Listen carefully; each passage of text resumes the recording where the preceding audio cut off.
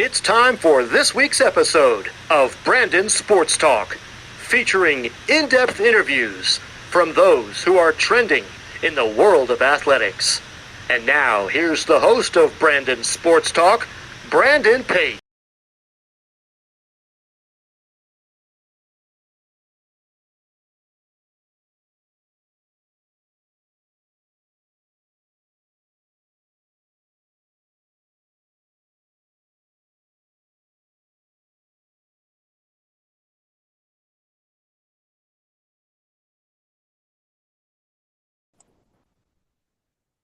Welcome back to Brandon Sports Talk. In today's episode, I have the privilege of interviewing the UBC's British Columbia's head men's ice hockey coach, Sven Butenschon. How are you doing today?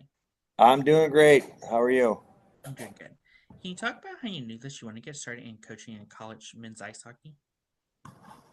Yeah, well, I played professional hockey for 17 years, and then when I retired, it was a bit of a rude awakening trying to figure out what you're going to do with your life. And I started working with younger kids in the skill development area, and one thing led to another, and I found myself here at UBC. What was that experience like getting to play professional ice hockey and playing in the NHL? Well, it was a dream come true for a kid from Canada, Manitoba, and the prairies. Uh, Hockey is religion for us up there, and there's not much else to do in the cold winter. So all you do is play on the ponds and on the street hockey and the lakes and minor hockey. And I was able to crack the Brandon Weeking's junior hockey lineup. So I got to play junior hockey in my home province, and then we had a great team in Brandon. I was lucky enough to get drafted by the Pittsburgh Penguins, and then I started my professional journey from there. What was that feeling like getting drafted to the Pittsburgh Penguins? Oh, unbelievable! The Penguins at that time were, a bit of a dynasty. They're just coming off of the Stanley Cup wins with Mario Lemieux and Yager and Ron Francis and Tom Barrasso and Nat, all those guys. So to get drafted by such a prestigious organization like the Penguins was incredible. And then just trying to develop my game for about 4 or 5 years in that organization was a lot of fun. For you, what was that feeling like putting on that first NHL jersey for the Penguins? Well, it was exciting. You get called up. I was in Syracuse playing in the AHL at the time. I got the call up, and Kevin Constantine was the coach of the Penguins at the time, and got to play against the Florida Panthers in my first game. And Kevin Hatcher was my D partner. I remember we won the game, so that was awesome. And just getting that experience in NHL, that lifestyle was something else. For you, what was that experience like putting on those different jerseys and representing those different organizations?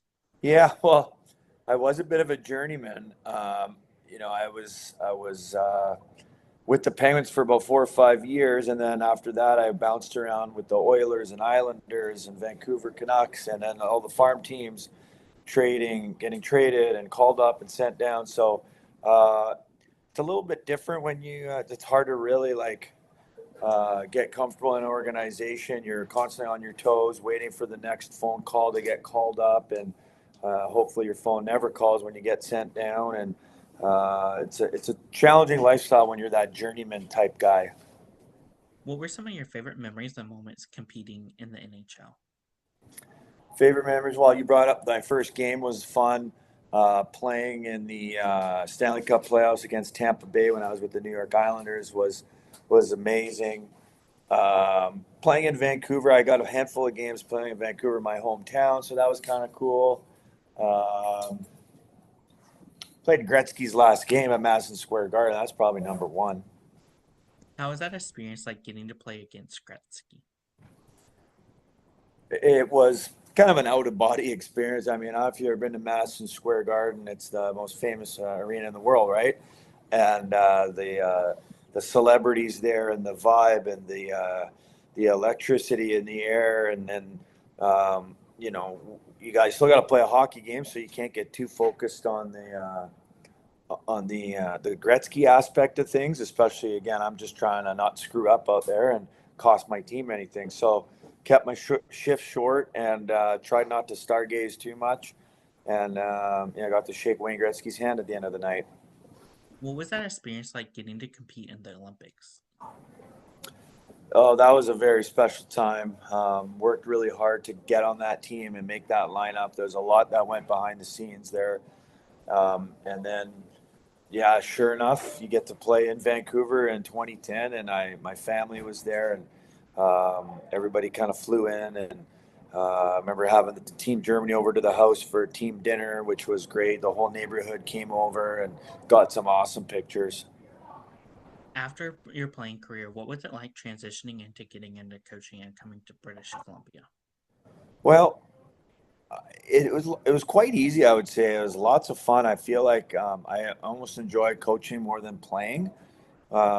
Just love all aspects of coaching. I love working with all these young men and trying to help them develop their game and grow as a man and build a build a team. It's very hard to when you bring 30 men together and you all got to get on the same page. And I just love that challenge.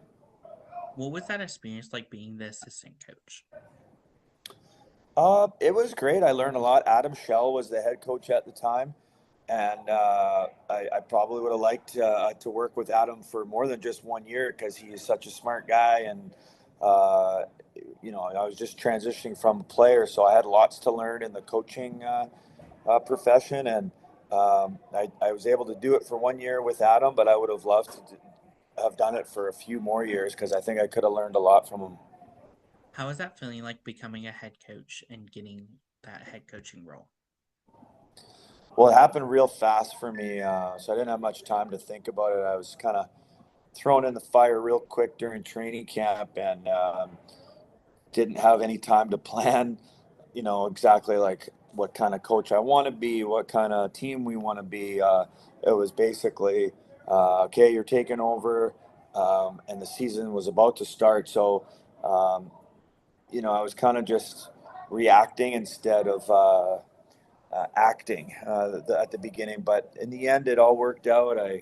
Uh, I think my passion, my love for the game was contagious, and the team was able to see the how much fun I have working, how hard I work. I'm very authentic with the group, and you know, everybody was on the same page real quick, and it's been a lot of fun since then. What was that feeling like stepping onto that ice for the first time as a head coach? Well, like I said, I really enjoyed it. I think you're almost more nervous at times because you can't go out there. And as a player, I never really felt the nerves because you're out there and you're just doing your thing, and you're laser focused on your little details. As a coach, there's so much to think about, and there's times where I wish I could just get on the ice and play. Can you talk about, of course, the culture that you've started to build for the program? Yeah, I'm a big believer in having a, a a great culture kind of trumps the system and the X's and O's part of the game.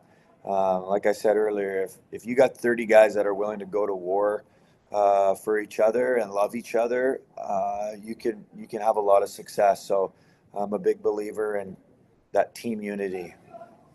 What is that home game atmosphere like when teams like Albany and Calgary comes to your home atmosphere?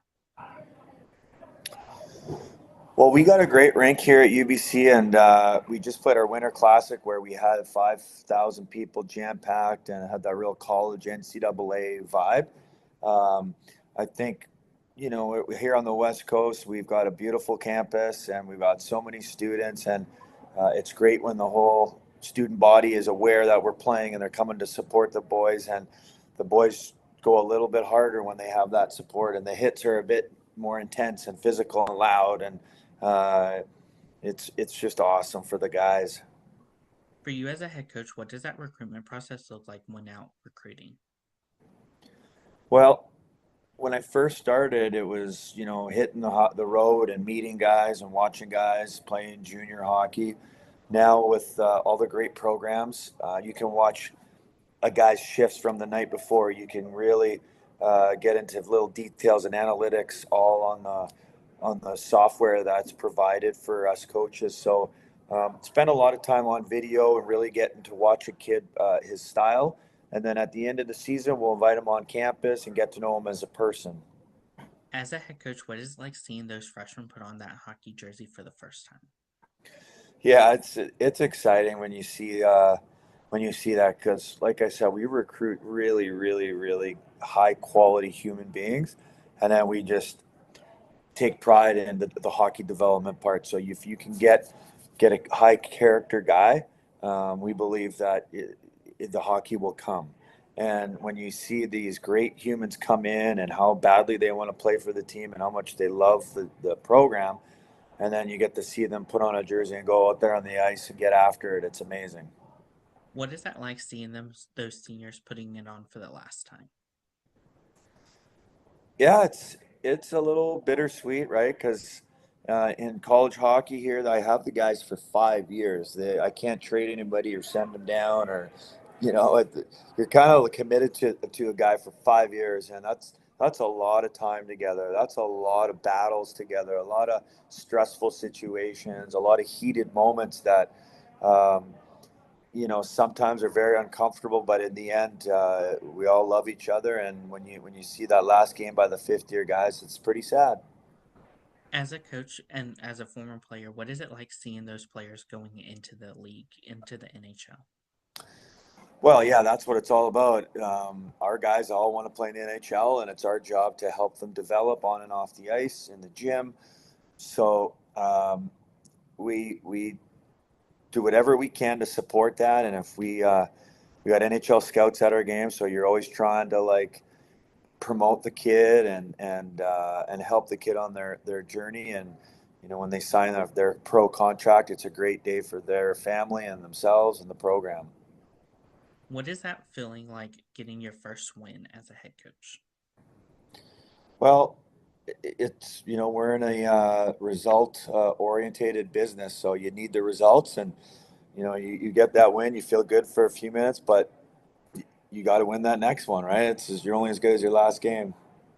What are some of your future plans for the program moving forward? Well, we have yet to win a national championship. So we've had some pretty good league success, some playoff success. I think for us to take another step forward, it's all about a national title. What advice would you give those incoming freshmen entering their first year of college ice hockey? Well, it's a lot. You grow up really fast because now it's the first time the guys are living on their own. They're grocery shopping, they're cooking their own meals. You grow up really fast. I'd say don't take too many classes where you're too stressed out about class. Do pick a manageable number of classes and just enjoy the student athlete lifestyle. What advice would you give those college athletes that have aspirations of playing professionally? Well, I love that. I want all my guys to have those aspirations because it keeps you excited to come to the rink and keeps you hungry to grow your game and develop. And you got to keep that hunger going. What advice would you give those players that have aspirations of getting into coaching after their playing career? Yeah, we got a lot of guys that I've coached now over the years that are into coaching and skill development, and they're working around the city of Vancouver here. And uh, I think it's awesome. It's cool. They all come back and we all talk hockey and try to help each other out and share each other's practice plans and philosophies. And it's a really cool part of the job. What advice would you give those future head coaches looking to build their own ice hockey program? Well, it's not easy. You got to be ready to grind. You got to be up at 5 in the morning and at the rink at 6 and uh, grind away. It's very difficult, but the more times you get on the ice and the more you can network yourself and meet new people, the better. That's great advice. Where can my listeners find you at on social media along with the program at? That's a good question. I think I'm not great with the social media stuff, but it's Canada West has a website. Our UBC men's hockey website here at the school. Those are probably the best two bets. Thank you again for your interview and best luck in your future at UBC. No worries. Thank you very much for having me. Thank you. You can find Brandon Sports Talk on Instagram at Brandon Sports Talk, Twitter at Talk_Brandon, and you can find me on YouTube at Brandon Sports Talk. Don't forget to like, comment, and subscribe. Thank you again, Coach, for your interview, and best luck in your future. Thank you. You've been watching Brandon Sports Talk. Please feel free to like, share, and subscribe to Brandon Sports Talk on social media and on YouTube.